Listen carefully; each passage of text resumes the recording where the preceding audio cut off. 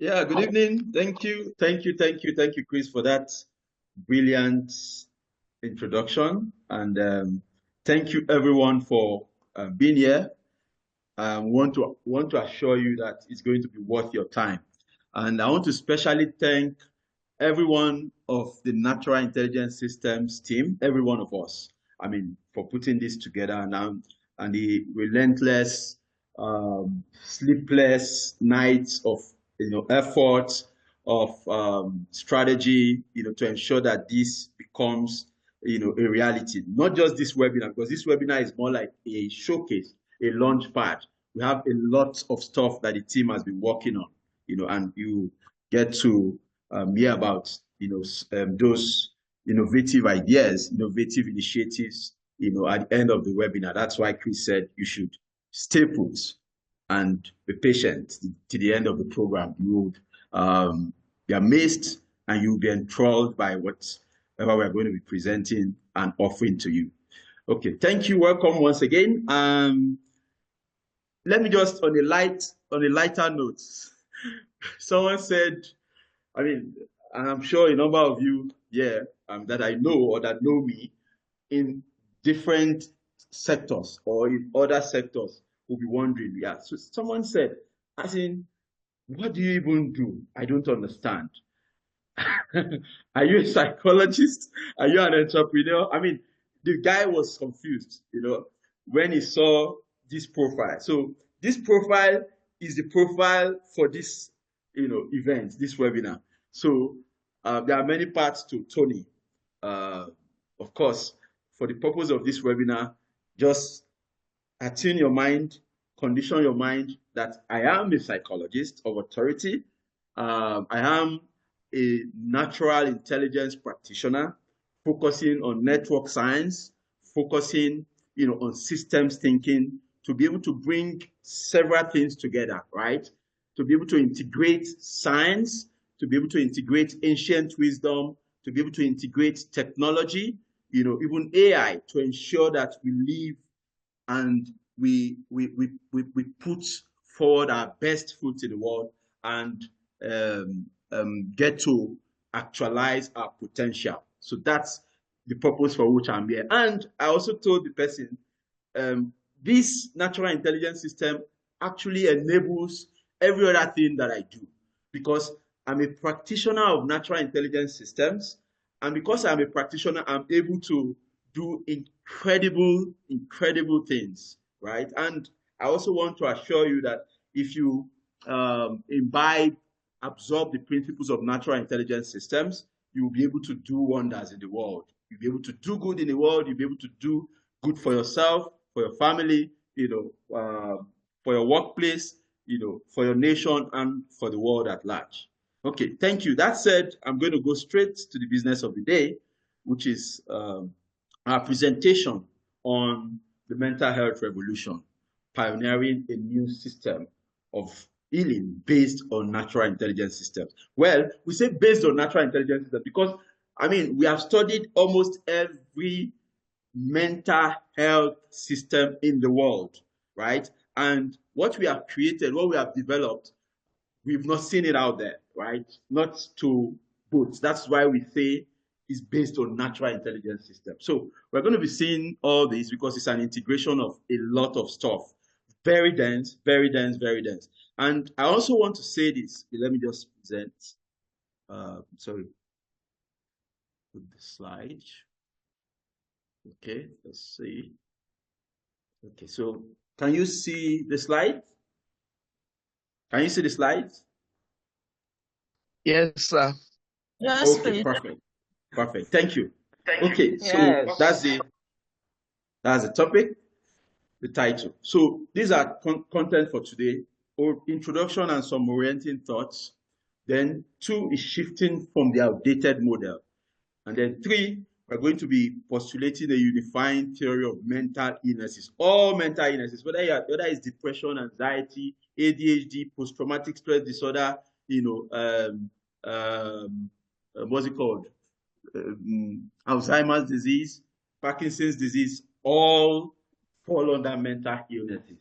And there are just 3 categories. They are either neuro, neurodegenerative, which is, I mean, something like Parkinson's disease, Alzheimer's disease. They are neurodegenerative because with age and with depletion of a lot of stuff in the body, in the brain, the neurodegenerative, illnesses or disorders, take their toll. Then we have neurodevelopmental. So maybe your child has autism, your child has ADHD. Those are called neurodevelopmental. Then we also have what we call neuropsychiatric disorders, which is something like anxiety disorder, depression, and all that. So every single mental health disorder falls into these three categories. So what we try to do is to simplify, just have a model of simplification, and then that enables us to deal with everything we want to deal with, right? We don't need to complicate issues for ourselves. So cross-cutting causes, cross-cutting symptoms, our breakthrough innovation in natural intelligence systems, right? Is we've been able to develop is the source code, is an operating system. So from that source code and operating system, we've been able to develop a number of things to enhance or improve mental health, to improve performance, whether it's cognitive performance, physical performance, emotional, performance, and so on and so forth. Or whether it's to even extend lifespan or health span, which we call longevity. So we built all these models from natural intelligence system as the source code or what we call the operating system. And natural intelligence systems is a model that we have even used in several instances to help athletes to improve performance. Whatever sports you are into, you can improve performance significantly using natural intelligence systems. And we've seen cases where people leveraging our system have improved all these metrics, whether it's performance, whether it's intelligence or creativity, whether it's mental wellness, whether it's longevity, by over 300%. Yes, 300%. So that's what we're going to be sharing. But our focus today is mental health as it relates to natural intelligence systems as the source code. Okay? We're going to be looking at cross-cutting causes, symptoms, then healing and prevention modalities. And a quick note about each mental illness and our conclusion. Okay, some orienting thoughts. So this webinar is not going to solve all your mental health issues. It's just, I'm going to be presenting for less than 1 hour. So I just want to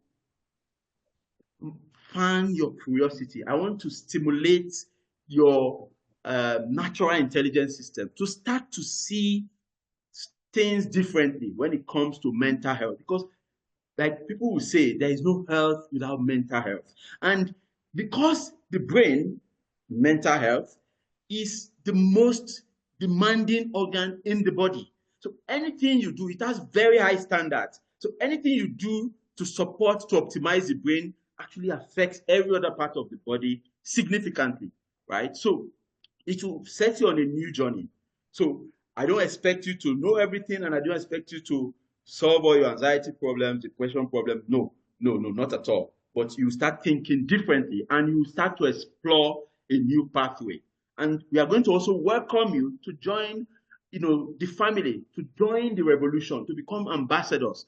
This year, we want to work with 30 organizations across the world, and our goal is to help them optimize all these metrics by at least 300%. We want to be able to also coach 500 people this year, and those 500 people will go everywhere in the world, because we are just few now. If we are going to be having programs in every corner of the world, so our certified coaches will be the ones delivering in these countries, across the world. So our standards of certification is very high, so we're also inviting those who want to take the challenge, right, to come on board. And we're going to be sharing, a lot about that later on. So that said, the webinar is meant for everyone, those who are seeking revolutionary ways to deal with mental illness, and those who want to protect themselves against mental illness. So if you want to inoculate yourself, if you want to vaccinate yourself, if you want to protect yourself, insulate yourself against every form of mental illness, this webinar is for you. As a starting point. Then, of course, if you are suffering from any form of mental health disorder, right? And that can be because you have lost someone dear to you. You are suffering from, maybe marital conflict. You are a divorcee. Whatever it is, all this impact our mental health and mental wellness. This webinar is for you. Even if you are very healthy, right?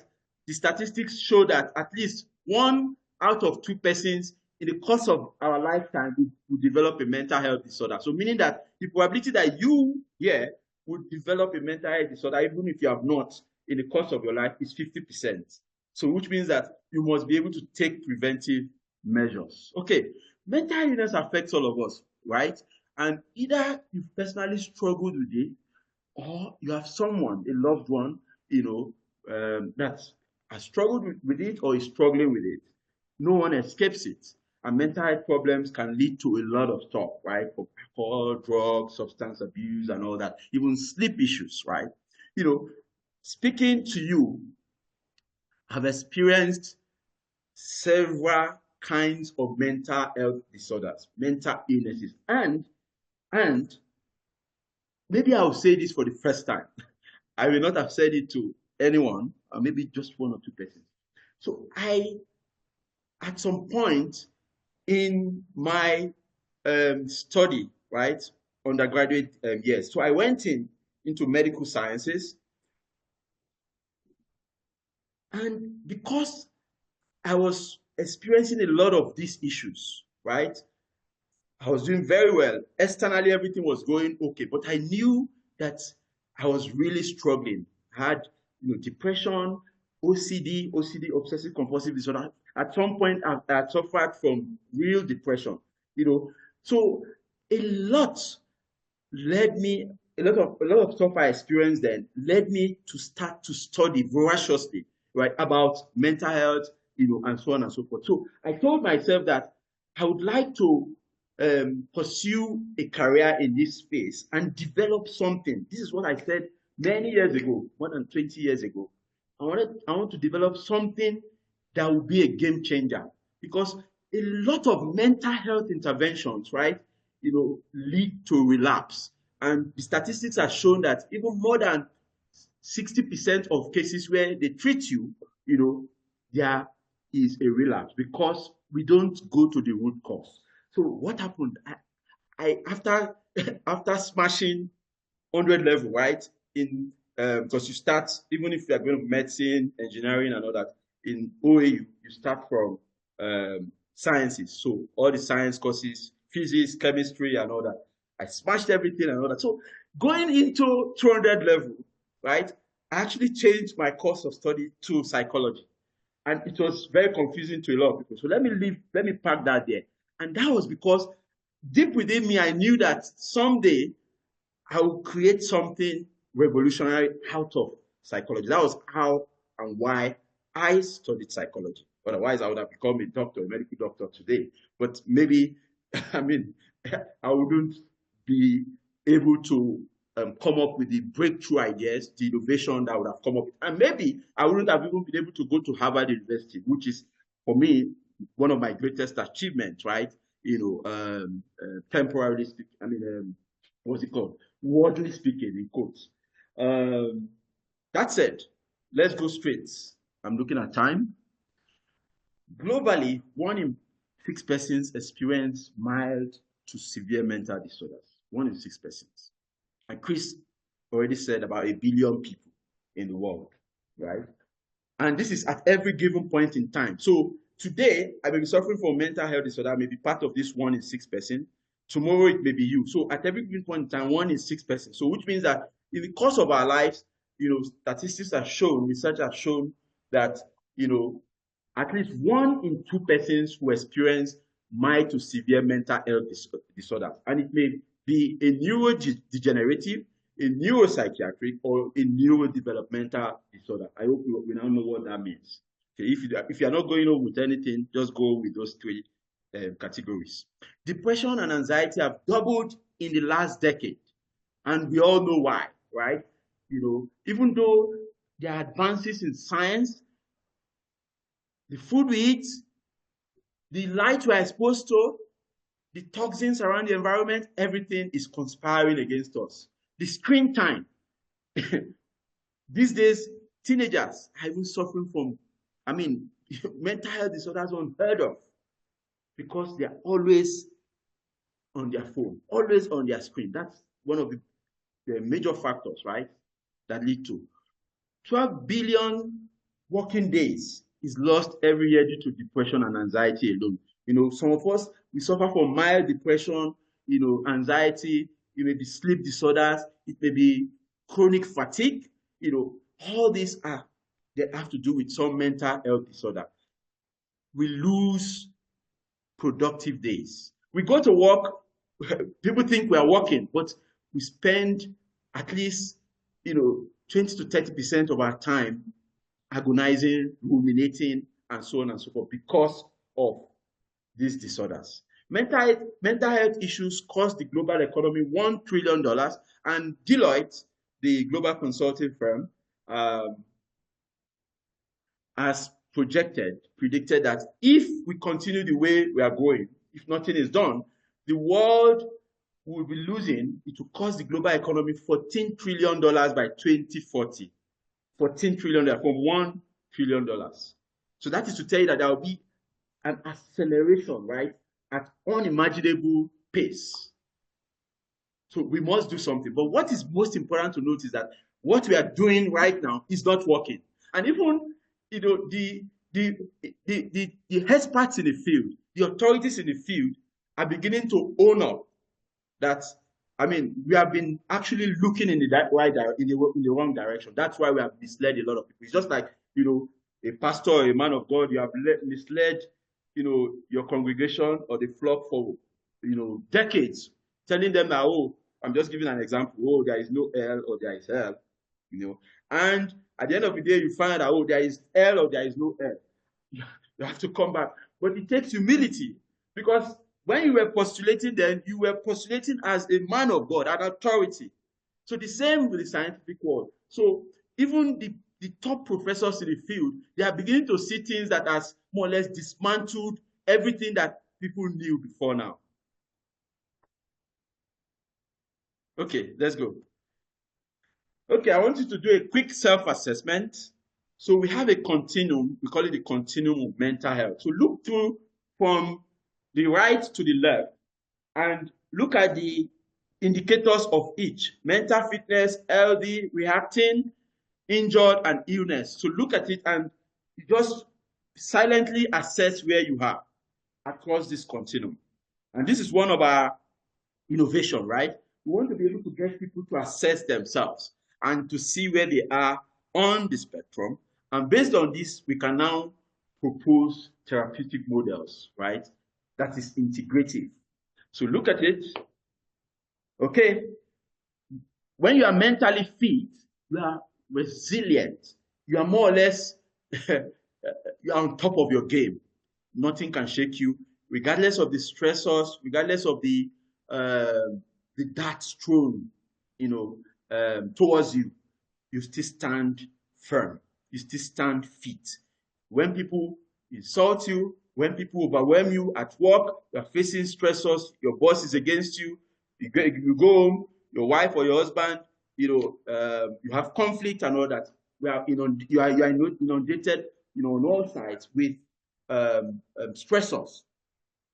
But for you to be mentally fit, it means that you are able to more or less deal with all this and still maintain your sanity. That's mental fitness. So to be healthy, right? Of course, it's a shift, a shift away from mental fitness, but still close. You recover quickly, right? When you face a setback, you have high social and emotional functioning, and so on and so forth. I will not spend too much time because we need to go to the business and so on. So reacting, injured, and illness. So you just assess yourself and keep it somewhere. Okay. This is another assessment. So quickly look at it from healthy to illness, to being ill. So you see there are some interplay, some what's it called now? Areas of synergy with the other slide. But I just want you to check. You see that there are differences. If you are injured, as against injured on the other slide. But just assess yourself and write down. You can write down some of the things that you currently feel, some of the symptoms you currently feel that is on the screen. Okay. So using this self-assessment, right? We can, and this is natural intelligence systems at work now. We can predict, right? If you have a 1, 2, 3, 4, 5, I mean, we have a model for predicting which of these disorders you are likely suffering from. Whether it's depressive disorder, bipolar disorder, anxiety disorder, personality disorder, and so on and so forth. So just by assessing yourself. So first and foremost, you must know what is wrong with you. Current mental illness model places emphasis on the psyche or mind, which is vague and hard to define. And that's because for many years, people were trying to guess, even scientists were guessing, about what's happening in the brain before brain imaging technologies came to bear. SPECT scan, MRI, and so on and so forth. Mental illness was in the domain of the mind. And the mind, nobody knew where the mind was. We could only, like psychologists would say, we can only study the mind by looking at behavior.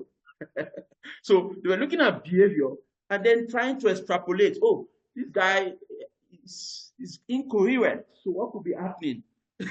So based on that, they started to make conclusions, and based on those conclusions, they started to offer therapy. They started to develop drugs, right, to treat various mental illnesses. But today, advanced imaging work has shown that everything about mental illness, mental disorder, they are just brain issues that steal your mind. They are brain dysfunctions. So, as you can see, this is a brain model with me. I'm going to give you a quick run through. And the reason why you need to know a bit about how your brain works is if you know how something works, you can easily operate it. You can fix it. And people that are, what's it called now? That fix things in their houses, right? Your TV is bad, you fix it. You find that most of those people, they have dismantled the TV at some point in time to understand the architecture, to understand the mechanics of operation of the TV. So if you're able to dismantle, if you're able to dismember and assemble again, any system, then you'll be able to explain the system. You'll be able to fix the system if anything happens along the line. So brain imaging is showing us that this is, real imaging, right? Just amplified, of a healthy brain versus an ADHD brain. So you can see, how both are significantly different in the networks. So what your brain actually does is it networks. Everything you are seeing is networking. So if there is a problem with any part of the network, that's a mental disorder. That's a brain dysfunction, which we now call a mental disorder. So why wouldn't a child be fidgety? Why wouldn't a child be be violent? If we are seeing that their brain networks is significantly impaired. So this is it. So the goal of every mental health intervention should be to fix it. So look at this slide. You will see different imaging. And from the left hand, you see that's a healthy brain.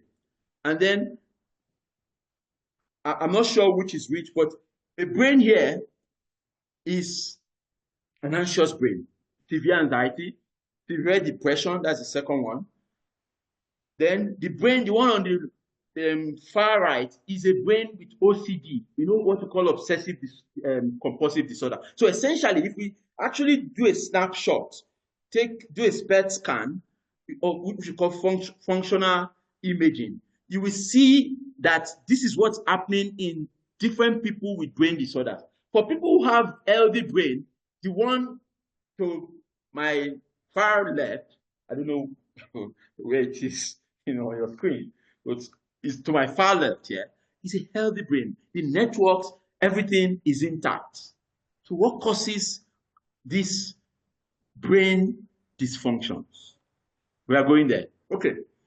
Now, this is someone's brain, the brain of someone experiencing anxiety disorder, and there was an intervention. 4 months into the intervention, they did another scan. This is what you are seeing on the second in the middle. Then 1 year after proper intervention, the person's brain returned to normal.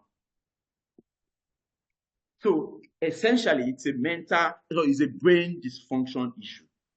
So this is a real case. It's a real case that a man called Daniel Amen actually described in his book, The End of Mental Illness. So this couple, they've been having marital challenges, conflicts, fights, and they went for therapy.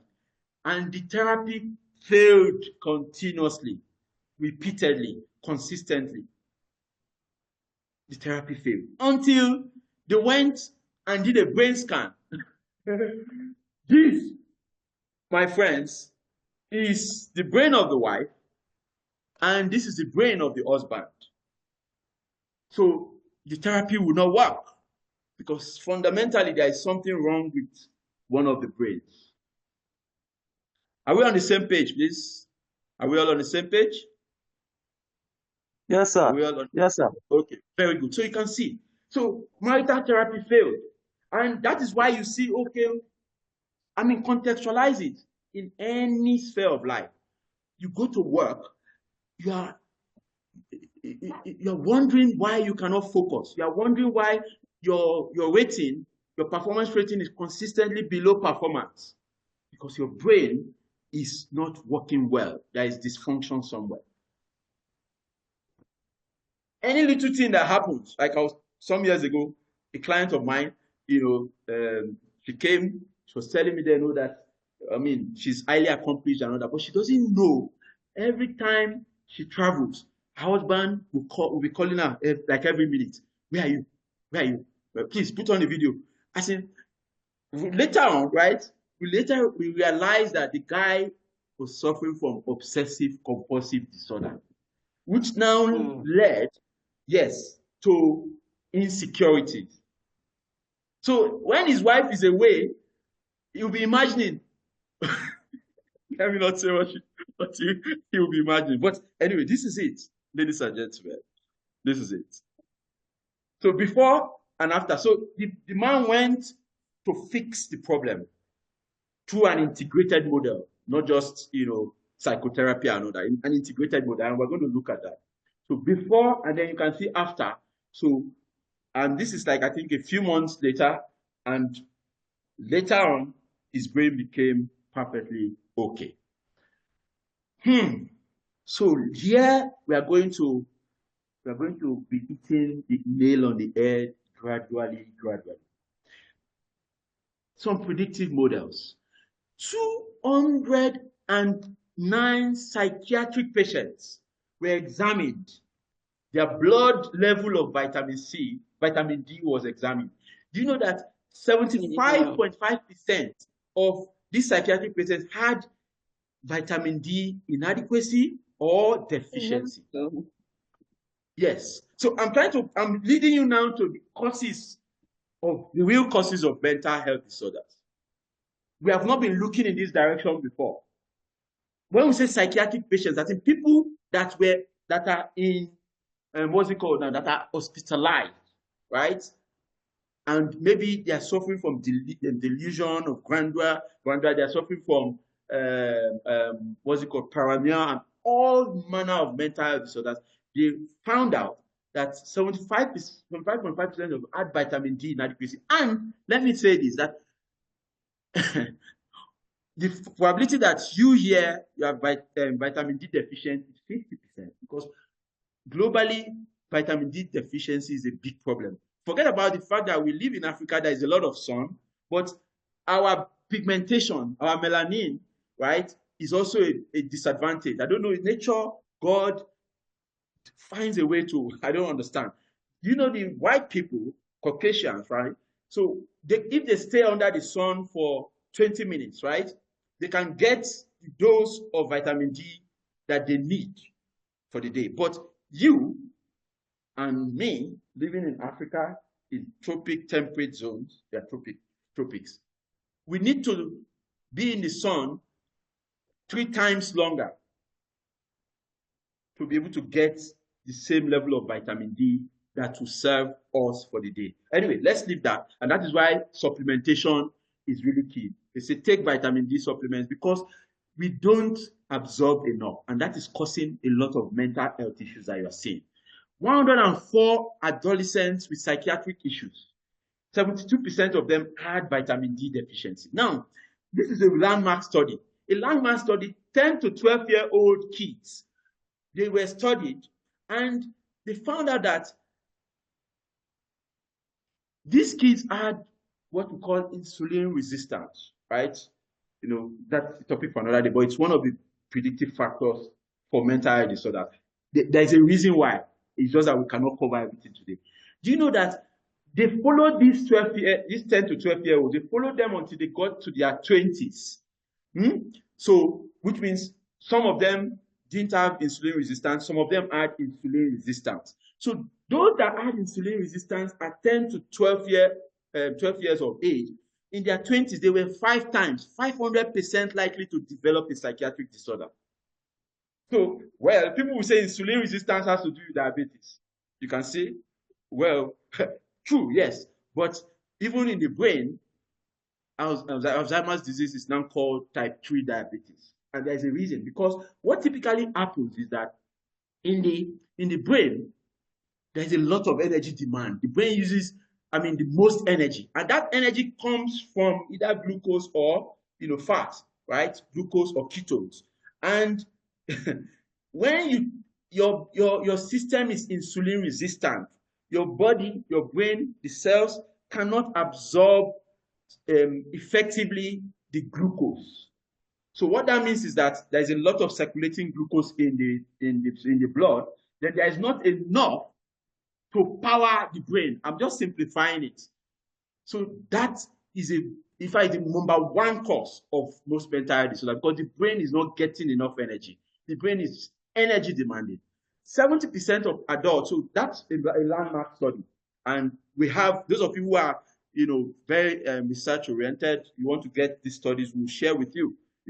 70% of adults, 70%, listen to that, are not getting the required omega-3 fat. But whereas your brain is made up of 60% fat, and that fat, your body does not make it. You have to take it from outside. Exogenous. There are some of these molecules, there are some of these compounds that our body makes naturally. But omega-3, your body does not make it. So there is a lot of depletion. And when there is depletion, the brain, all these things you are seeing is fat. Brain cannot function well. So 70% of us, we require omega-3, we are omega-3 deficient, right? 90% are deficient in choline. That's interesting, right? Choline is the precursor. So what precursor means? The raw material from which acetylcholine is one of the neurotransmitters, the chemicals that power your brain. So if they say, it's a primary chemical. So as I'm talking to you now, I'm remembering things. Acetylcholine is the primary, neurotransmitter that helps me to do that. Then we have glutamate, and then there are several of them. 90% of us are deficient in choline. And because most of our diet doesn't even have choline. But something like liver, beef liver, just a small portion of it gives you the full quantity of choline you need in a day. Eggs, that's why people these days that are becoming wiser and more knowledgeable will say, eat 5 eggs a day, eat 6 eggs a day. All they told you before is lie, because eggs has very high quantity of choline in it. So 90% of us are deficient in choline. Why won't we be suffering from mental health disorders? when we are choline deficient. Choline, which is a primary neurotransmitter. 40% deficient in magnesium. Wow. 750. Please, how many more minutes do I have? I need to be able to face myself. How many more minutes? Just let me know. You have okay. Like 15 more minutes. 15 more minutes. Yes, okay, I'll see what I'll do. Okay, 40% deficient in magnesium. Magnesium is implicated in over 300 enzymatic reactions in the body, including the brain. And without magnesium, you cannot produce ATP. ATP is the energy currency. So the body uses ATP. So when all this glucose is broken down, ketones are broken down, at the end of the day, it ends up as ATP. ATP is the molecule that the body uses as energy source. So as I'm talking to you, I'm able to talk to you because my brain is using ATP. So without magnesium, you cannot produce ATP, or you cannot produce enough ATP. And if that happens, you know what the cause is. Now, 50%, I've talked about vitamin D before, so let me go to 50% of us, we have dysbiosis or gut issues. And the gut, as we know, is the second brain. And two neurotransmitters, I've told you what neurotransmitters are. They're like the chemicals that power everything in the brain, that help brain cells to communicate. Two of them, serotonin and dopamine. In fact, 90% of all serotonin is produced in the gut. 90%. Then 50% of dopamine, which is the primary reward. Oh, it's telling me to admit people. I think someone should be admitting them, please. Why is it telling Sorry, go ahead, Tony. So you have gut issues, and that's a topic for another day. So the gut has what we call the microbiome, and the microbiome, has trillions of microbes, and those microbes, they are in different categories. There are some specialized microbes that help you to produce those neurotransmitters. So modern diet, modern lifestyle, exposure to toxins, inadequate sleep, inadequate exercise, they deplete the microbiome. So if, for example, you have 15 different kinds of microbes that add up to like trillions, because of all these factors, you may lose some of the essential microbes in number, right? And even in their quality, in their function. And when that happens, your gut doesn't produce enough serotonin, doesn't produce enough dopamine, and then what happens? Your brain doesn't get those two chemicals in subsequent, and that affects a lot of our mental health, situation. This is distracting. It's telling me to admit. Okay, so let me go to the next. Okay, quickly, I'm going to just tell you there are some signature factors about the brain that changes everything, and I've started talking about it. The brain is 60% fat, and the most abundant of these fats, they call them phospholipids. So what happens is that the brain, of course, every part of the body is made up of cells. The cells of the brain, the neurons, right? They are essentially fatty. They are fatty and 60% fat. So what typically happens is that with all these lifestyle issues, dietary problems and all that, the fat is depleted significantly, and the fat actually is what forms the membrane. I'm simplifying things, don't mind here. So if you are a very scientific person, right, it may seem too simplistic, but don't worry, it's because there are people here that don't, they want it rudimentary.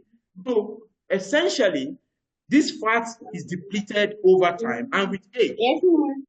And because we don't replenish, we don't supplement, what typically happens is that the phospholipids, and there are three major phospholipids. There's phosphatidylcholine, that's the choline I told you about. There's phosphatidylserine and one other phospholipid. Let me leave that. These phospholipids, with age and with a lot of factors, they get depleted very fast. And as I'm talking to you, the probability that your phospholipid level is below optimal is, 70%, right? If you are not supplementing. Now, second, the brain is the most energy demanding organ in the body. The brain consumes 20% of the body's energy. So, in fact, people have said that if not for the fact that the brain doesn't feel pain, what is happening in the brain, it will be like a construction site. But nature, God has made it in such a way that the brain is the only organ that does not feel pain. But there is a lot going on in the brain. And because it has a lot of energy demands, that is why, going back to insulin resistance. So if you are insulin resistant, you are most likely to develop a mental health disorder because your energy supply will be suboptimal. It will be impaired. The brain is the only organ that does not feel pain. I've alluded to that. Then the brain generates the highest amount of waste, debris, and what we call reactive oxygen species. Now, this is very important. So, all the reactions that take place in our body generate waste, toxins, and all this lead to inflammation, they lead to oxidative stress, and so on and so forth. So that is why the brain is the only organ in the body. I want you to understand this because we're talking about mental health, mental illness. The brain is the only organ in the body that has its own waste disposal system. The body uses the lymphatic system. The lymphatic system is what drains all this, debris, waste, and all that happens, right? By the time I'm done now, my brain, my body would have produced a lot of debris, and so on and so forth. So at night, I'll go to that soon. So the brain is the only organ that has its own waste system, specialized. It's called the glymphatic system. Sorry, not lymphatic. So what you are seeing there is lymphatic. Lymphatic is, the entire body. But the brain has its own. It's called the glymphatic. It's like a janitor, right, that comes to clear what the brain, the mess that has happened in the brain. And that happens, do you know what? It happens only at night when you are asleep. And more so during what we call deep sleep. So we have a program called sleep engineering. That is another topic, a topic for another day. So the way your brain clears itself, the efficiency, the effectiveness of the clearance system, the glymphatic system at night, depending on your deep sleep and all that. That's why a lot of things that affect our sleep affect our mental health. Alcohol, what's it called? Alcohol, lack of exercise, and so on and so forth. They affect our mental health because at night they disrupt deep sleep. And it is only in deep sleep that the most effective clearing takes place. So that said, I hope I've made a point. Now, the brain is the only organ. That's the next one now. I'm putting us in a different direction. The brain is the only organ that functions with fluctuations in brain frequency. So the brain has what we call beta state, alpha state, theta state, delta state. There is no other part of the body that has frequencies. And that is why there are innovative technologies that you can use to rewire the brain by more or less changing the frequencies.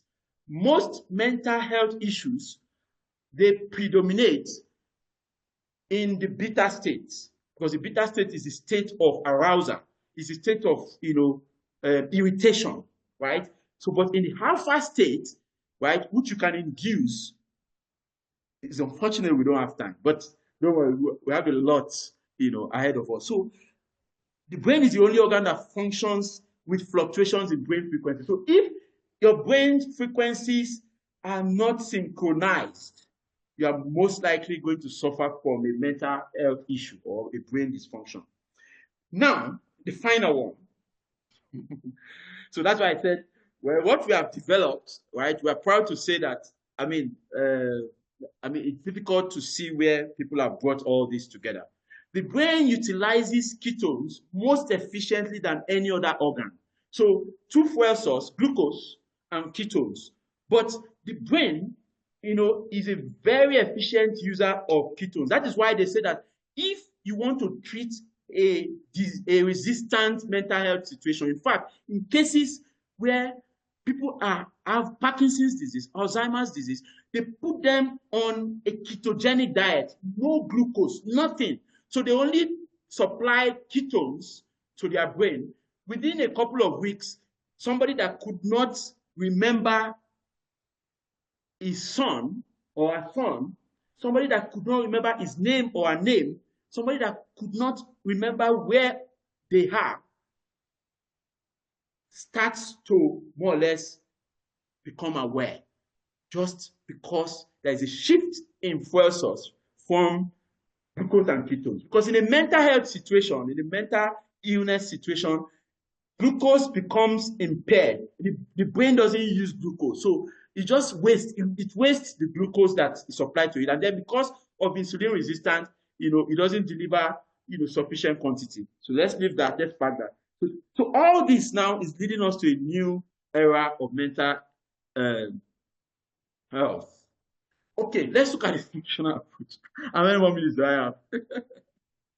I have a lot. Normally you have like 5 more minutes, but let's do 5 more 10 minutes. Please give me 10 minutes. Give me 10 minutes. So, are we on the same page so far? Are we all on the same page? Don't worry, you don't need to understand everything. Please type in yes on the chat. So if you are enjoying it, type in yes on the chat. Are you lost? Just pick something. Don't worry. Pick something from what I'm saying. This thing is people study this thing for 20 years. So don't worry. If I'm telling you all these things within 1 hour, I don't expect you to be able to absorb everything. But pick some key things. Pick some key things. Now let's look at the functional approach to understanding the brain. This is another innovation that we have in I wanted to say super healthy food in natural intelligence system. Okay, fundamentally, this is what is happening in your brain. So if someone asks you, that's why I said for you to fix a television or any other gadget for that matter, you must be able to understand how that gadget works. So at a very basic level, what the brain does is this.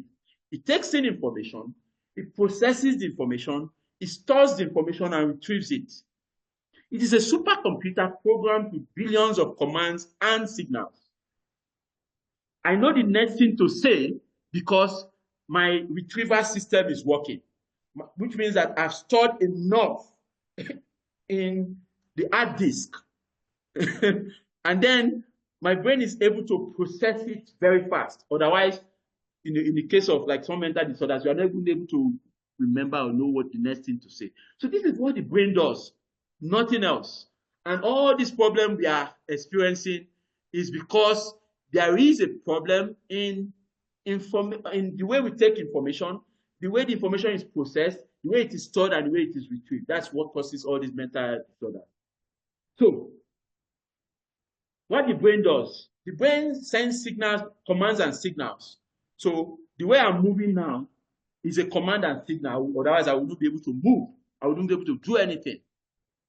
The digestion that is taking place in my body now, right, whether it's small intestine or whatever, I ate like about 2 hours ago. So, a second, let me admit for.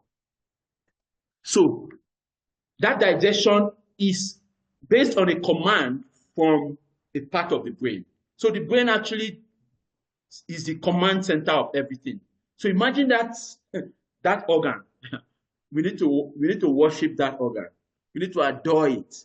What it does, it sends commands and signals. It helps us to think, feel, perceive, and sense. Now, how does it do it? I want you to, now this is where we are coming to, the real issue, right? About the paradigm shift. How does it do it? The brain utilizes different nutrients. I've told you about magnesium, right? Magnesium is involved in virtually every reaction that takes place in the brain. So it takes nutrients. Choline, without choline, your brain cannot send signals. So it takes nutrients and all these things from the food we eat.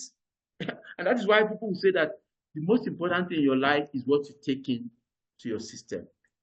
So you need to start, I'm just giving you a clue, you need to start to focus and pay attention, on or to what you eat every single day.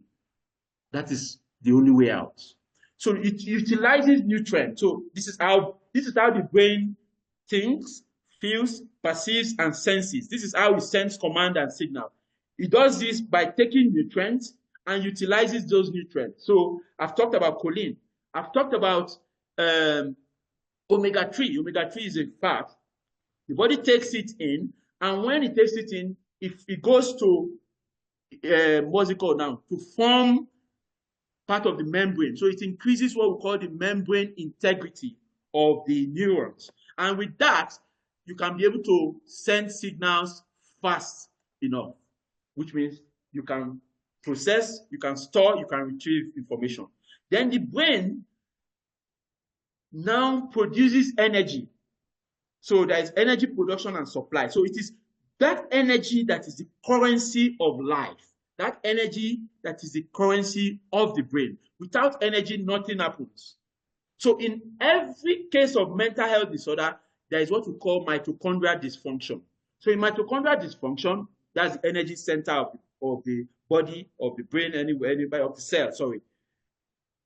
Energy is not produced in sufficient quantity, and because of many factors. So there is energy production and supply. So with that energy production and supply, it now helps us to send signals. These electrical signals you are seeing, the chemical messengers, those neurotransmitters and all that. Then there's a very important thing people have not told you about mental health.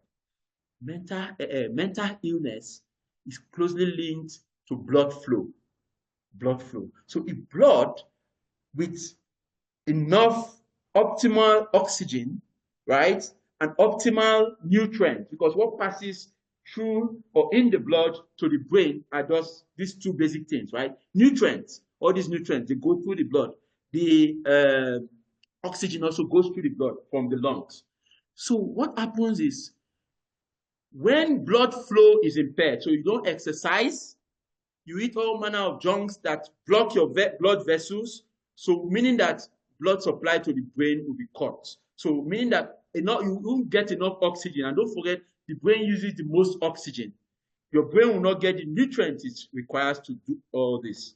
So that is how the brain works using all this. This is simplified. This is a full 3-day program that we offer to organizations, right? So let's go. So the key organizing structure, I'm going to skip this slide because of time, but I was supposed to make a point here, but let's go. So every part of the brain, so the brain as a whole has what we call network, and there are 5 networks. The first network is what we call cognitive network. Cognitive network is, there are parts of your brain, they work together. That's why it's called a network, to help you to think, to help you to remember, to help you to imagine. That is called the cognitive network. So then there is what we call the attentional network. There are parts of your brain that helps you to, as I'm talking now, to focus attention.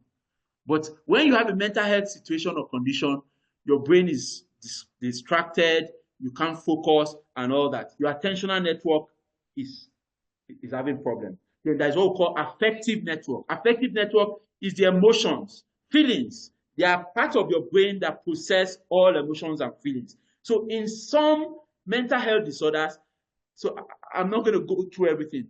So some of these networks are more impaired than others. This is another breakthrough finding, another breakthrough fact you need to know. So, for example, in depression, motivational network, so you find that you'll be in bed, like, mumu, like dummy, all day, you can't even stand up, you have a lot to do. It's because your motivational networks are impaired, right? So in disorders like Alzheimer's disease and all that, the cognitive networks are impaired. You cannot do basic planning, what's it called now? Then affective networks, right? In cases like OCD, the affective networks are affected predominantly, and even anxiety disorder. So depending on the disorder, and this is what makes our system to be revolutionary, we look at what network is problematic. And then we try to say, okay, what do we do? So I'll stop there. Hope this makes sense. Now let me go forward a bit. Now, this is what we call the unifying theory of mental disorder. So after studying more than 50 different mental disorders, we found a number of interesting commonalities. There are a few brain areas that are affected. So networks is different from brain structures. So network is made up of a number of brain structures working together. That's a network. Those of you that do networking in computer science. This one is not AI. This is natural intelligence system. This is actually the future, not AI. AI is not the future. Because if anybody tells you AI is the future, tell them no. NI, natural intelligence system, is the future. Now, there are some particular brain areas which now come together to form networks. So we have what we call the amygdala. It processes information, it processes emotions. So, for example, in anxiety, the amygdala is overfiring. The amygdala is overactive. Then there is the hippocampus, the memory and fear processing center. So in mental health disorders like OCD, you have the hippocampus significantly impaired, and even the amygdala. So then we have what we call the prefrontal cortex, which is involved in executive function. Now, the most important one I want to mention now is called the anterior cingulate cortex. So this is called the error detector in the brain. So in almost every mental health disorder, in fact, what we've told people is that a mental health disorder is an over-exaggeration of reality. So you paint something too drastic or dramatic. You blow things out of proportion. That is what a mental health disorder is, to use a layman's term or to use an analogy that we understand. So there is a part of your brain that is called the error detector. If that brain part has issue, you'll be doing analysis by paralysis. You will lock door. You come back. Have I locked the door? Your wife is out. Your husband is out. You'll be afraid. Oh, hope say something never happened to her. Oh, that is because the error detection part of the brain is fundamentally faulty. So that's a breakthrough finding when it comes to mental health, mental illness. So let's leave all that. There are several other structures that are involved, but we don't have time. So I'm just going to quickly. Please, am I making sense so far? Am I making sense?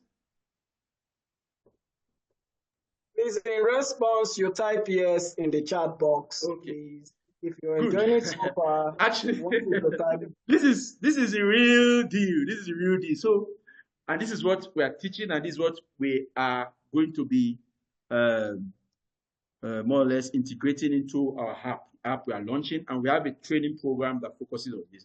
So what we have found out is that their ultimate causes, their proximate causes, their proximate effects, and ultimate effects of every mental health disorder. So in every mental health disorder, what we have been able to see is that there are ultimate causes. So genes sometimes affect, but not to a large extent. There are certain genes, like there is a gene we call the ApoE gene. When you have that gene, you are more predisposed to certain mental illnesses, and there are a number of those genes. So people say that you need to test. That's why they say go for gene testing to know whether you have this predisposition. So because if you have that gene, you need to take extra precaution. So it's an ultimate cause. Then oxidative stress is another ultimate cause. So when there is oxidative stress, don't like stress like, oh, I am stressed too. Not that one, not I am stressed, not that one. The stress we are talking about is that when the body goes through reactions, oxidation reaction, right? There's what we call reactive oxygen species, right? So those are called free radicals. Free radicals are more or less, let me simplify it, they are poisonous, damaging chemicals that can damage the brain, damage the body, and all that. So when you have too much of these chemicals in your body, the reactive oxygen species, the free radicals, what simply happens is that the nutrients in your body depletes fast. So if you have, I'm giving a simple example, if you have 10 milligrams of magnesium in a stressful situation, in oxidative stress, you can deplete that 10 mg, within 10 minutes, right? But if you are in a normal situation, right, you can take hours, right, even days to deplete that. So oxidative stress is an ultimate cause. Then there are several ultimate causes. Because we don't have time, please, I'm not going to go into them. But we look at the screen. There's what we call neurotransmitter depletion. You know what neurotransmitter is? Cerebrospinal fluid. So your brain is birthed inside a fluid. That fluid is called cerebrospinal fluid, and it goes through the spinal cord. That fluid has been called the fountain of life. And scientists are beginning to realize that fluid holds the key to most mental health disorders. Because when reactive oxygen species, other waste products, everything, when they are produced, right, if they are not cleared on time, they enter the cerebrospinal fluid. And the cerebrospinal fluid will now, at the end of the day, cross what we call the blood-brain barrier to enter your brain. So imagine that you have a toxic chemicals from fumes, car fumes. You inhale it, it goes into your brain, it's going to pass through the cerebrospinal fluid, enter the brain, and then to damage different brain parts. Those networks you saw up there to start to damage it. So cerebrospinal fluid, we can spend one full day talking about the cerebrospinal. So it's an ultimate cause. Then insulin resistance is an ultimate cause. Hypoxia means your brain is not getting enough energy because you are not breathing well. In fact, we can teach a class on breathing for a full day, because right now, none of us, I would say, I make bold to say that none of us is breathing well. And because we are not breathing well, we are not optimizing, oxygen delivery to the brain. We are not optimizing nutrient delivery to the brain. And let me tell you, there is a miracle gas that was discovered, and the Nobel Prize was, somebody won a Nobel Prize for discovering that gas. It's called nitric oxide. Nitric oxide, when you don't breathe well, your body does not produce enough nitric oxide. And nitric oxide has been implicated in almost every disease in the world, from cancer to diabetes to Alzheimer's, name it. Name it. Nitric oxide is what we call the natural vasodilator. Okay, nitric oxide is an ultimate cause. Lack of nitric oxide is an ultimate cause. We can go into. Then what is what we call proximate causes, right? So all these things that happen, those ultimate causes, number one, they now lead to what we call the proximate causes. You can see how we are progressing. So if you don't know all this, you will just be treating symptoms. You'll be dealing with symptoms. So it causes neuroinflammation, dysregulated nervous system, and 90% of people have dysregulated nervous system. You cannot sit still. You sleep, you'll be ruminating. You are working, your brain is on overdrive. You have what we call dysregulated nervous system. So that is a proximate cause. And you need to fix it to be able to what? To restore balance. And we have other proximate causes. Because of time, I'm not going to, let me see. Okay, so it's already, okay. I've done 10 minutes extra, so I have to close. So then let's go to the effects. The effects now. The thing that you are seeing is that this person is suffering from a mental health disorder, or I am suffering from a mental health disorder. How do we know?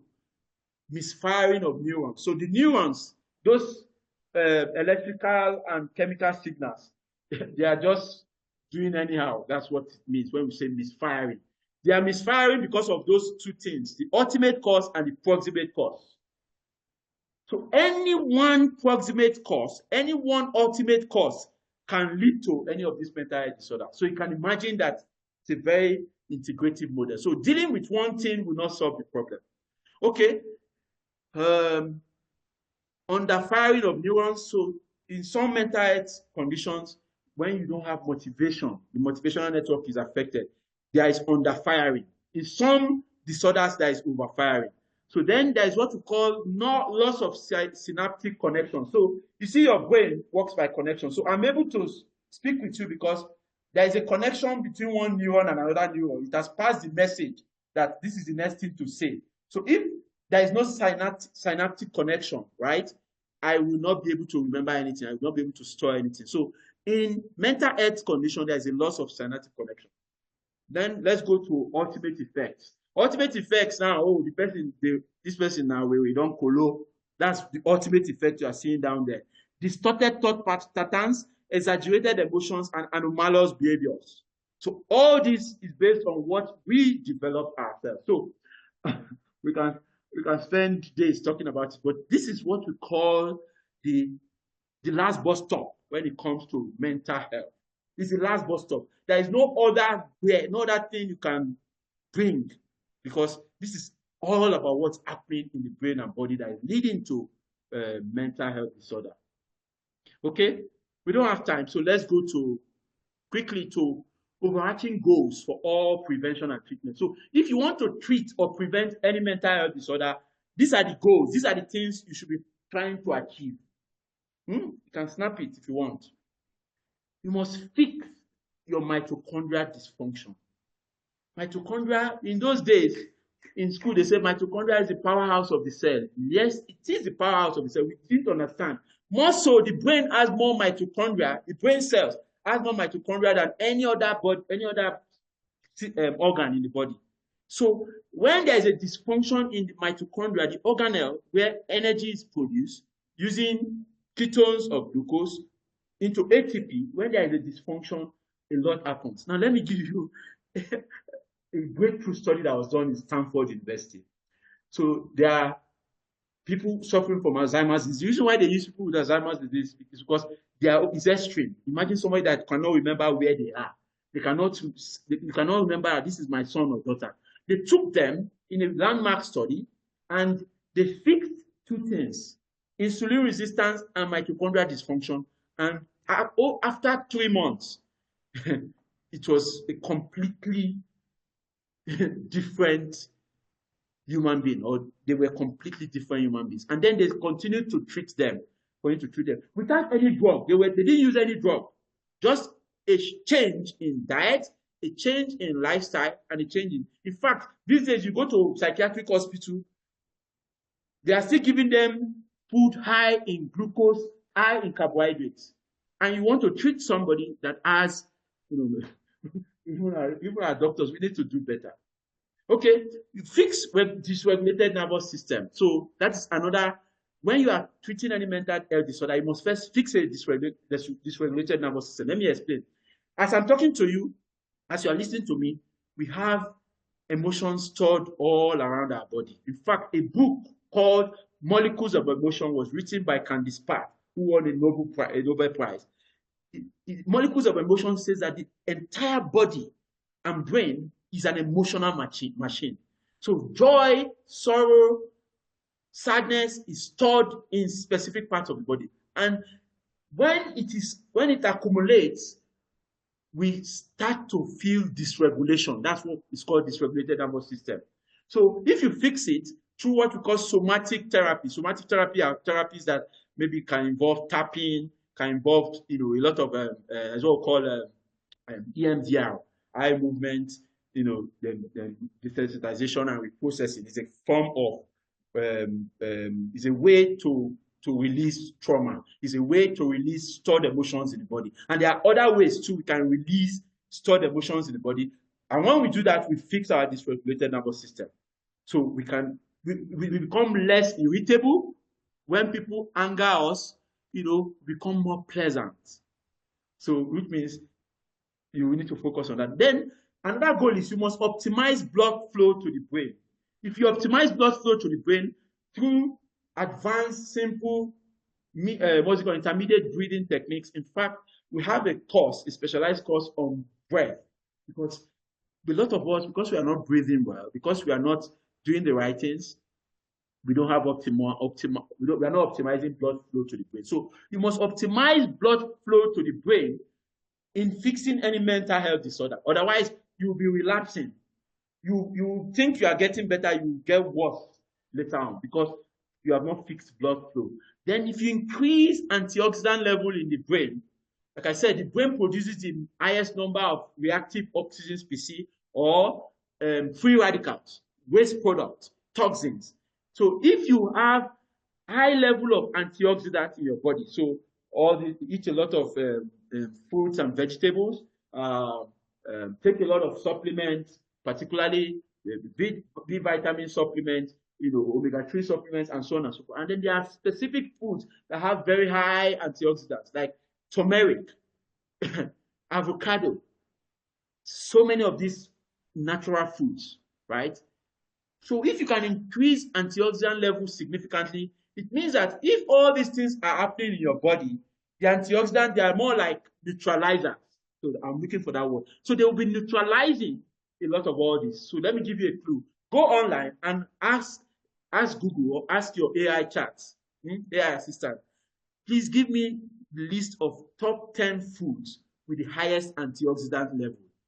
And then start to take those foods more often. With more antioxidants, you get, immune to mental illnesses. You must restore levels of levels of signature nutrients. I've mentioned some of those signature nutrients: vitamin D, magnesium, omega-3, choline, vitamin C, the B vitamins. These are signature nutrients that the brain needs the most. You must restore their levels. That means that you go online. I'm giving you another assignment. Ask yourself, what is the optimum level? So what is the minimum daily requirement for magnesium? It will tell you magnesium 400 milligrams. You ask yourself, how can I get 400 milligrams of magnesium in a day? Give me a list of foods. AI will give you. Ask yourself, omega-3. You must be able to take every day omega-3 between 250 and 1,000 milligrams. I ask yourself, what foods are high in omega-3? AI will give you.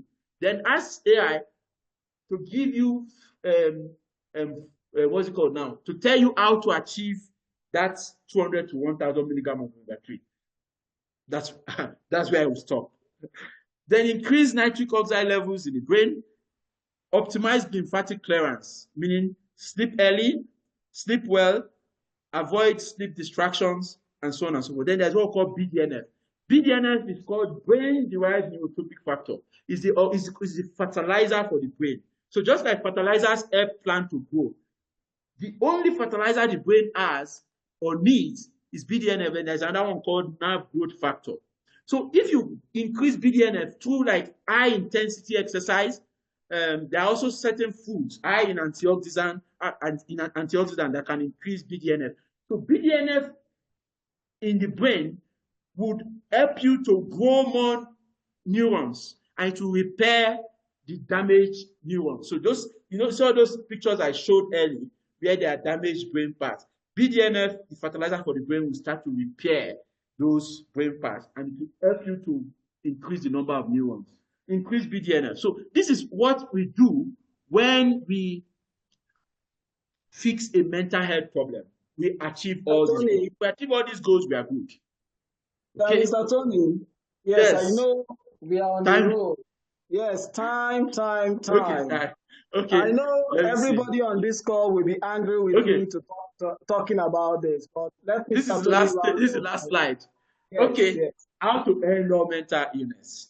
So what we have done is, so there are many other protocols, but this is just the most important, the most significant. If you start to do this, you start to see, even if you have severe mental health condition, but please, if you have severe mental health condition, first see your doctor, please see your doctor. But ultimately, for you to solve the problem and for there not to be relapsed now or in the future, you must do this. First is what we call natural intelligence system uses three techniques, right? Three protocols. I will call neurohacking, biohacking, and psychohacking. So number one is a psycho-hack. You create a distance between the thinker and the thoughts, feelings and sensations. So when they say, oh, you have to do meditation, mindfulness, and so on and so forth, what those practices do for you is that they help you to become aware that I'm the one thinking about these thoughts. The thought is separate from me. So if the thought is separate from me, it means that I can distance myself and then calm or quell the activity of that thought. So meditation helps you to do that. Breathing techniques helps you to do that. So if you can create a distance, that's a separate cause. But I'm just giving you direction.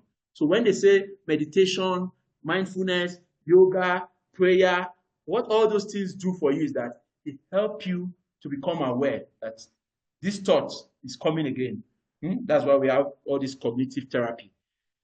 And once you can create a distance between your thoughts and yourself, this is what I do every morning. Let me just share with you. Every morning when I wake up, I use the mirror. Because when you wake up, thoughts will start to come. I'll stay and look at the mirror for a couple of minutes, and I'll watch, literally imagine the thoughts, because thoughts are more or less electrical and chemical signals. I'll be imagining how the thoughts are signaling. So that imagination alone, that practice helps me to contain the hold of that thought on me. So that way you start to get towards the path of healing. You practice and practice and practice. And there are several other practices which we'll not go into, Then signature nutrients.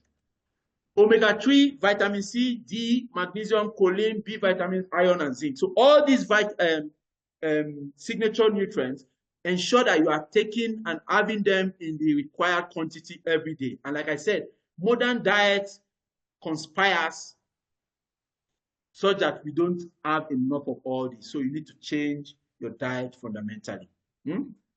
Fundamentally. Then high intensity interval training. So you do, we call it HIIT, right? When you sprint, for example, intensely for say 1 minute, you rest, you do again like 4 cycles. That can be more effective than even a 1-hour exercise. And when you now integrate breathing techniques, so what it does is that high intensity exercise has been proven to increase BDNF production by 500%. Yes, if you do stuff like that, those high intensity exercises. Now re-engineer your sleep. Sleep 7 to 8 hours every night. But not only that, when you are sleeping, sleep in total darkness. When you are sleeping, ensure that the temperature in the room is very cool. Also, ensure you don't eat at least 3 hours before bed. Because when you eat 3 hours before bed, or closer to bed, what typically happens is that the lymphatic clearance, the waste clearance that happens in the night will not happen effectively, because your body will still be, digesting food. So 2 systems are set up against themselves. So re-engineer your sleep. Sleep well, increase your deep sleep, increase your REM sleep, and then you start to see effect. Reset your microbiome. I've talked about the gut, right? Eat high fiber foods. Eat probiotics, prebiotics, and postbiotics. And there are, supplements, for that. And several foods, like in Nigeria, where I live, I know we are from different parts of the world, there is a particular plant. It's called baobab. The baobab powder has one of the highest, fiber content in food in the world. And we have a company, Super Healthy Food, you can check them out, that, produce, baobab powder and a number of other foods that are very high. So if you can reset the microbiome, then you will start to see, significant, effect in your brain, because your microbiome will lead to more efficient and effective production of, the 2 signature, neurotransmitters I talked about, serotonin and dopamine. And then they go to the brain and they help you to process information very fast. Then ketogenic diet, fasting protocols. Focus on these 2. In fact, fasting alone, if you fast and fast well. In fact, I tell people, a lot of us, we fast, we are not fasting well. Christians, Muslims. You have done a very good job. Morning to evening, you are fasted. In the evening, you now break your fast with nonsense. Fasting should be the period where, in fact, you reset your brain. Because when you fast and then you now eat food, targeted foods that help you optimize your brain. In fact, if you are suffering from mental health disorder, after that 40 days or 30 days, in case of Muslims, you will find out that a lot of the mental health issues you are having, a lot of the brain issues you're having will start to ease automatically. Okay. So these are some of the supplements. So natural intelligence systems, right? Through a sister company, Life Extension Technologies, we have a lot of these supplements, in their natural form, right? That we also promote. We promote for some of our partners. So if you're interested in them, for me, in fact, I use, everywhere I go, I have my supplements. This is mushroom complex. This is my magnesium complex. You can see So I take all this because even no matter how rich your diet is, sometimes you find that you are not able to get enough of this, right? So focus on supplementation. You must not buy from natural intelligence system, but you must invest. In fact, I was telling somebody that I invest in supplements and natural food, super healthy food. I invest more in those than I invest in the clothes I put on, because the saying goes, mens sana in corporea sano, a sound mind in a healthy body. And that's all you need. Because if you don't have a sound mind in a healthy body, no matter how flamboyant, how exotic, how expensive what you are putting on is, you are just suffering yourself. You're not living life to the fullest. So please supplement. So these are some of the super healthy foods that I take. Date powder to beetroot powder to flaxseed, chia seed, moringa powder. In fact, moringa and baobab, those two, they are like, I love them so much because they are like the most what's it called, most powerful superfoods in the world. Okay, so you can visit Super Healthy Food website to get this. So I'm going to end here. I'm going to end. Okay. Thank you so much. Okay. Well, I hope with these few points of mine, I've been able to convince you and not confuse you that mothers are better than fathers. So sorry. So thank you, Mr. Tony. I've been trying to stop him. I know anytime he goes on the flow, we will be here. We can be here for the next 4 or 5 hours. I mean, this is a training program that lasts for a week.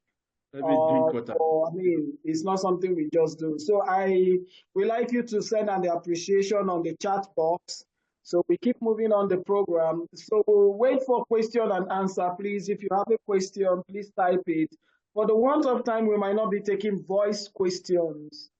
So if you have a question, please type in the voice chat as we also prepare to take some announcement. Remember, we already said we have something big for everybody who attends this program. So if you have a question to ask, please send them in the chat. Let's pick the questions and let's ask Mr. Tony, since that he's here. I mean, there is a comment I heard that I love. The person is saying this is neuroscience, neuroanatomy, psychiatric, and psychology all in one. Really, you made my day. Even more. We have more than 15 disciplines. We have up to 15 and more interconnected disciplines. So this is the profound what we are bringing. This is the services we are rendering to communities and also the world. So if you have questions, please put them in the chat box. We'll take questions. Mr. Tony is still here. And at the same time, we'll go into taking announcements because we said there are big announcements and offers we have here. Moses is here to help us with those offers and big announcements we are here to make. Moses, please. So, but if you still have questions, still keep them coming. We'll take the questions. And at the same time, let's start taking the announcements that we have.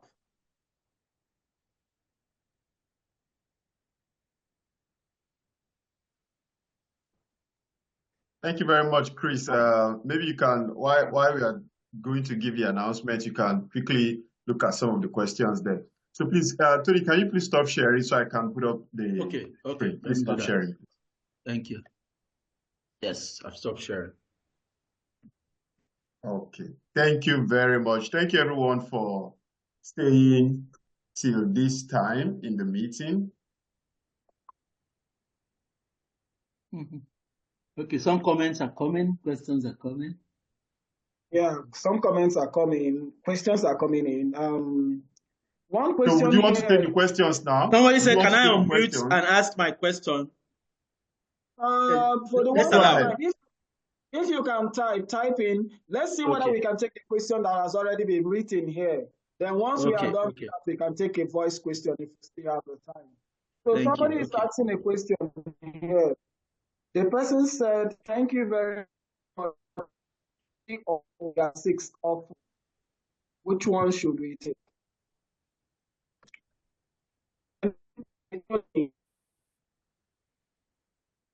Are you here? Sorry, Chris, I didn't hear you. Did you question? You said?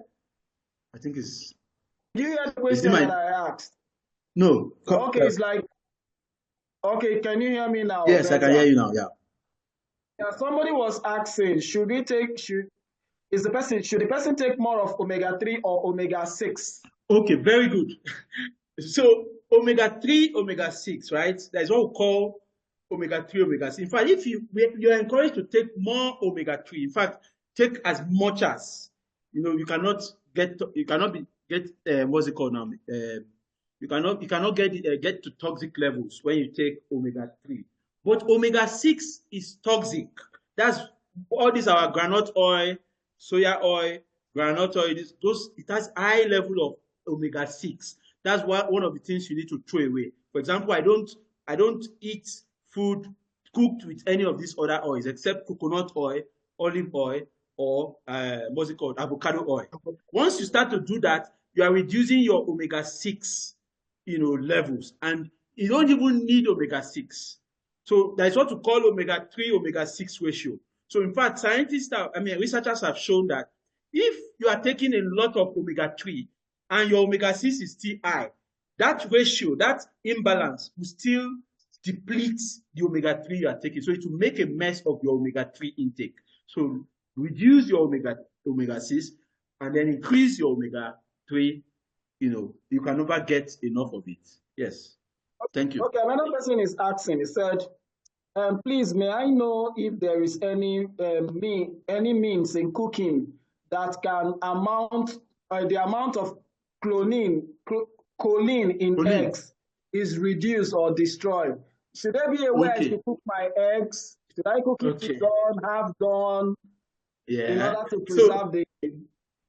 Yeah, so typically, when you cook, right, you cook, you don't overcook. That's all I can say. And when we say don't overcook, we know when we overcook or over fry. We know. So I'll just leave it at that. So just ensure that you don't get it to a level where you denature the nutrients.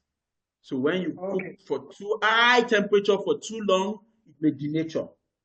You understand? Yes. Thank you. So another person is asking, can age 50 plus drink glucose and take omega-3 often?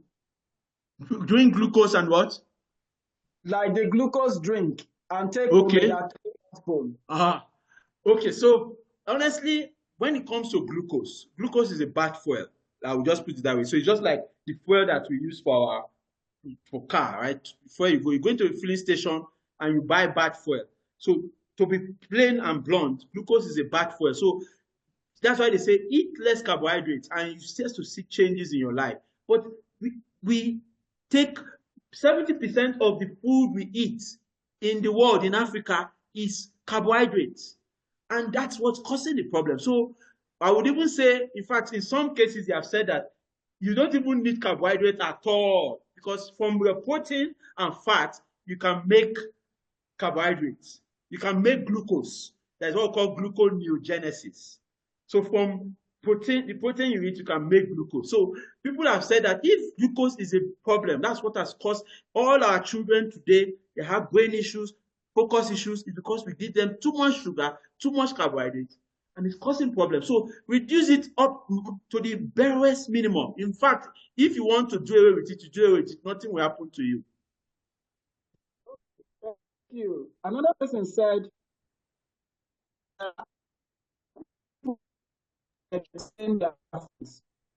he said, is it me or Chris? Chris, you are breaking. People are able to explain their feelings. What's the cause? Okay, you are not able to explain your feelings. So that's what we call, so when you have dysregulated nervous system, I mentioned it. In dysregulated nervous system, in extreme cases of dysregulated nervous system, you are not in touch with your feeling again. You don't even know, wow, what am I even feeling? You don't know. So in somatic therapy where you bring awareness to your body, that is what we call proprioception and interoception. So you try to feel your body. There are exercises to do all that. So we have a lot of those exercises, that we have curated. So with those exercises, you can be in touch with your body to understand. So from there, you start to understand your feelings. Oh, I'm feeling sad. Oh, I'm irritated. Oh, so you get, so what we call it inhabiting your body again. And there is even an exercise that is called body brain building, time space build. Anyway, no time, but I've answered your question. When you do somatic therapies, you are able to become more aware of your feelings, your emotions, and your thoughts. Yes. Annie, if you don't get enough because of we are pressed for time, you can send an email, we engage you more. I'm talking about the person that asked the question. So Darlington asks, what are the basic ketogenic diets required by a mentally, that's somebody who have a mental health issue or a mentally person? Okay, so when we say, I just assume maybe he's talking about food, right? Foods that are high in ketones, that can put you in ketosis. All we can say is that for a ketogenic diet, you must keep your carbohydrate level below 50 grams, but eat a lot of high good fats. So good fats, for example, avocado. Somebody told me, I was talking, listening to an expert. The expert said that if there is no more food in the world, or if you have to choose only one food in the world, what food would that be? The expert says avocado. Yes, avocado has very high good fat, right? And with this, you can go into ketosis, produce ketones. There is coconut oil. Coconut oil has what we call MCT. MCT is medium chain triglyceride. And MCT instantly can produce ketones. So that's why when people take coconut oil, they feel energized easily. So I have the supplement here, but I also use coconut. I have coconut oil here. I have coconut oil here. In fact, I drink coconut oil sometimes. So it energizes me. So all this, so any food that is high in good fat will pass for a ketogenic diet. A lot of vegetables, eat a lot of vegetables too, along with it. Then eggs are very good. Beef is very good. Liver is very good. In fact, if you take liver very often, liver is a complete food, just like egg is a complete food. So all these form ketogenic diet. Eat a lot of them. Anything, the rule of thumb is anything, sugar, carbohydrate, starch, just keep them low. In fact, when you're on ketogenic diet, sometimes you avoid them completely and you'll be in ketosis. And do you know that there are some exercises you do that can help you burn all your glucose and sugar, and then it will start to go into your fat to take the what's it called now, fat, and produce ketones. So some exercises can put you in ketosis.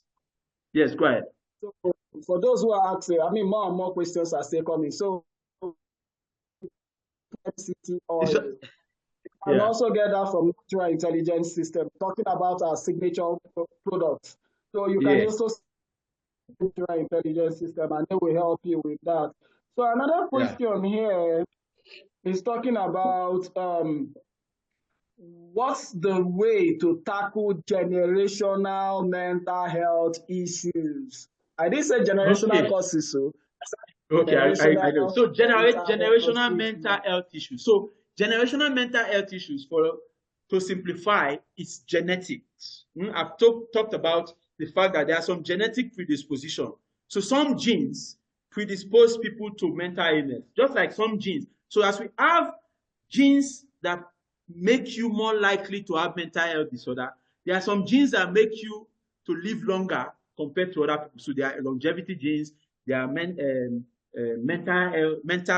there are genes that predispose you to mental disorder. So what typically happens is you need to test if you are experiencing severe mental health symptoms, right? You need to check, do you even have those genes? So if you have those genes, the first thing is you need to, create a plan, a treatment plan. And those treatment plans must have all these things we have talked about. And you work with a practitioner. And I would say work with a practitioner that understands integrative medicine, because people who practice, a lot of people who have practiced mental health, they practice psychiatry. I'm sorry to say that's my field. I'm also an expert. We are colleagues. Exactly. We are still far behind. We are catching up. A lot of people know more than psychiatrists and psychologists. So that is why we want to create programs that can upskill people. We want to train across the world so that people will be able to be empowered and empower other people. Go ahead.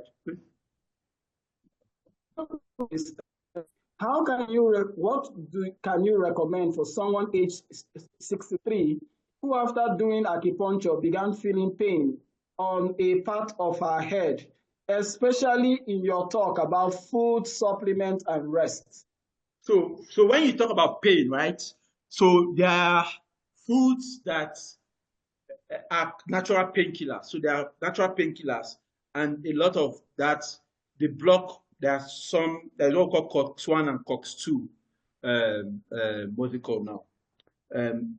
Blockers. So curcumin in turmeric, right, is a very potent COX-2 inhibitor. So when you take a lot of curcumin, you take a lot of all these antioxidant food, like moringa we talked about, baobab we talked about.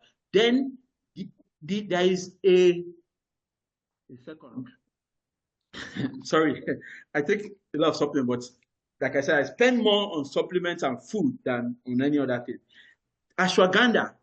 So this is a supplement that has ashwagandha, fenugreek, maca root, rhodiola, ginger root. Ginger is also it has a compound called gingerol in ginger.